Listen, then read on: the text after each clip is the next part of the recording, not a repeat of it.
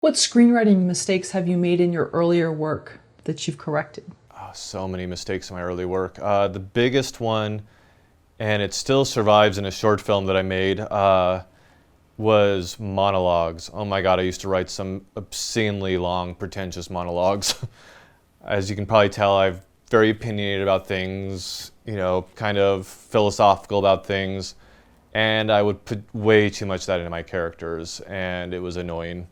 And I feel bad for the actors that had to try and deliver those things. That was the big one, learning to, the obvious thing, show, not tell. That was hard for me. It really took trusting my own abilities as a filmmaker, trusting the audience is another big part of it. We've all got this idea that because Fast and the Furious is so popular, because kind of derivative films are so popular, that audiences aren't smart. They are smart, just sometimes they want to turn their brain off. But if you're making a film that encourages them to turn their brain on, they'll go just as deep as you want them to go. And so that, to me, was a big part of it, is learning to write better, for sure, learning to write smarter, but then also trusting that I don't have to explain everything to the audience, that they can figure it out.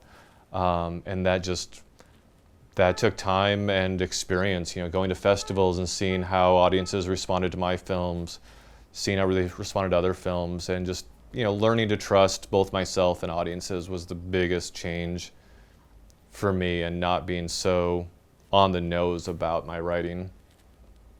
Has overwriting ever been an issue for you? I know you talked about you had these characters with these monologues and their opinions and things, Yeah. but in terms of the actual story, has overwriting ever been an issue for you?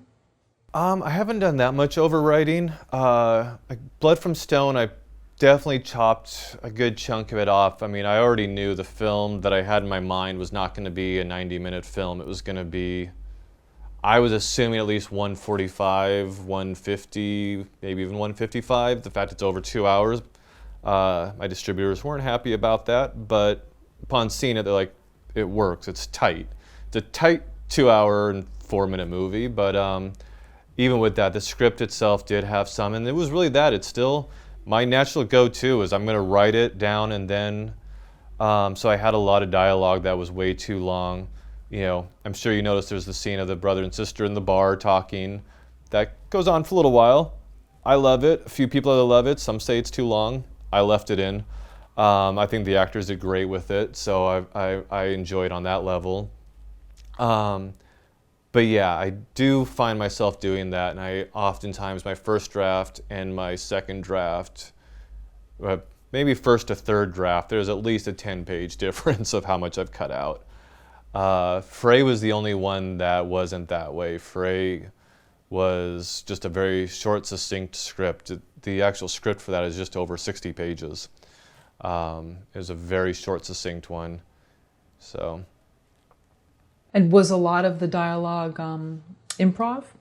No, it was just that film has so many scenes of, there's only so many ways you can write. He looks off in the distance, depressed. And, but when you're shooting it and you have Brian's phenomenal performance with Jaren's amazing cinematography, that one line is a minute or 2 minutes of the film. And it's an incredibly powerful minute or 2 minutes because of the visuals and the performance in it. But because I wasn't trying to sell the script, I wasn't trying to impress anybody with the script, it was literally going to be read by our team. I didn't embellish with a bunch of descriptions or anything like that. I was just like, the character's name is Justin. I'm like, Justin walks to, the job interview. Then I'd write the job interview dialogue, and then he walks home. I wouldn't, embellish and all that, because I had it in my head. I knew Jaren was going to make it look great, and I knew Brian was going to kill it as a performer. So wrote a really lazy script for that one. Probably not the best thing to say to inspire people to get really good at being professional writers.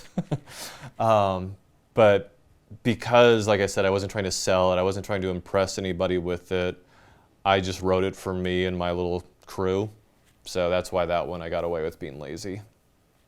I think it kind of says a lot in that you weren't really writing for the market. Yeah. You weren't writing to impress whomever. It was just a story that you really want to tell. You had a family member that experienced this. You'd met people, and Yeah. that's where a lot of that came from.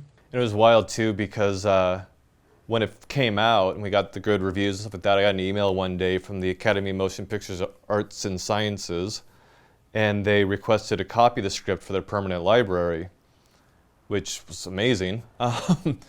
And I was just like, I'm kind of embarrassed to give them this script. It's like, you know, let me at least create a proper title page for it. Yeah, so it was kind of wild that like probably my laziest script so far has been my most successful. So I don't know what that says about me as a writer. Maybe I just shouldn't try so hard. Or it's just the story that you're writing and how connected you are. I think that's a big part of it, is really like the story. And that one, just there was so much of my own, you know, I told you about the research I did, getting to know so many people who were living that life, my own cousins' experiences. It kind of just, that one just flowed out, and I had a very specific idea for it. So I think that's kind of key in writing, is, you know, really know what you're writing, have a like really believe it, and just trust it as you're writing it.